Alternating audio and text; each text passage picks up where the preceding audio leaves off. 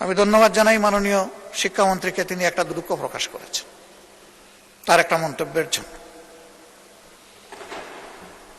আসলে তিনি দুঃখ প্রকাশ করেছেন, এই জন্য এখানে আর বলার কিছু নেই, কিন্তু এটা শুনে আমার মোটেই ভালো লাগেনি। ইতিমধ্যে বন্যার কারণে আমরা চিটাগাং বোর্ডের প্রত্যেকটি জেলার পরীক্ষা বন্ধ করে দিয়েছি এবং আমাদেরকে পুনরায় পরীক্ষা নিতেই হবে। এই ক্ষেত্রে আমরা ভেবেচিন্তে দেখেছি যে চিটাগাং বোর্ডের পরীক্ষা আরেকটি প্রশ্নপত্রের সেটে যখন আমরা নিতে যাব, ফিজিক্স সেকেন্ড পেপার, যুক্তিবিদ্যা এবং হিসাব বিজ্ঞান, সেই সময়ে আমরা এই পরীক্ষাটি পুনরায় নেওয়ার ব্যবস্থা করতে পারবো ইনশাআল্লাহ। তাছাড়া আমার ব্যক্তিগত মন্তব্য, সেটি নিয়ে অনেকেই আপত্তি করেছেন, সেই ব্যাপারে বলতে চাই, আমি কাউকে উদ্দেশ্য প্রণোদিতভাবে কিছু বলি নাই। যদি কেউ আহত হয়ে থাকে, সিম্পলি আমি দুঃখ প্রকাশ করছি। জুলাইয়ের এই 14 তারিখটা বড় সেন্সিটিভ তারিখ।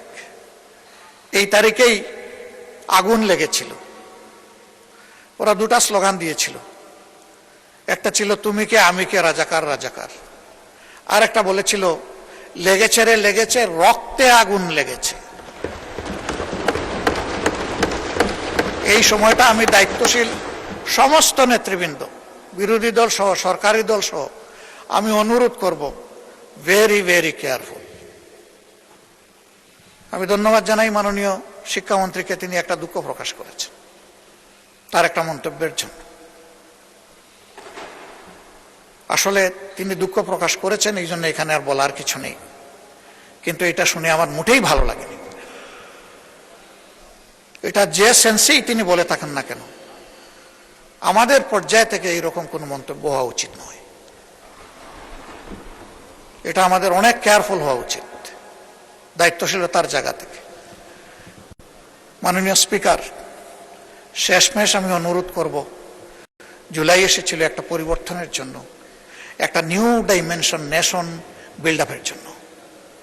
এর জন্যেই কনসেনসাস পরিষদে দীর্ঘ আলোচনা করে কিছু রিকমেন্ডেশন তৈরি করা হয়েছিল। এই জন্যই একটা গণভোট অনুষ্ঠিত হয়েছিল। সেই গণভোটে জনগণ হায়ের পক্ষে, সংস্কারের পক্ষে রায় দিয়েছিল। কি এখানে হয়ে গেল আমরা ঠিক বুঝতে পারি নাই। বারবার বলা হচ্ছে এখানে প্রতারণা করা হয়েছে। কে করলো? এই ডায়ালগে তো সবাই। যে একটু মাইকটা দেন, কন্টিনিউ করেন একটু প্লিজ।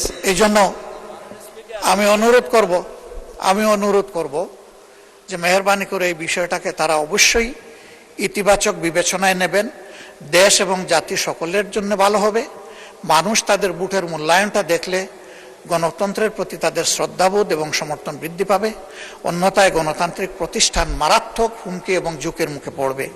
মাননীয় স্পিকার, আপনাকে ধন্যবাদ আমাকে দুইবার সময় বাড়িয়ে কথা বলার সুযোগ দেওয়ার জন্য। আসসালামু আলাইকুম রহমতুল্লাহ। ধন্যবাদ মাননীয় বিরোধী দলীয় নেতা। বক্তব্য রাখবেন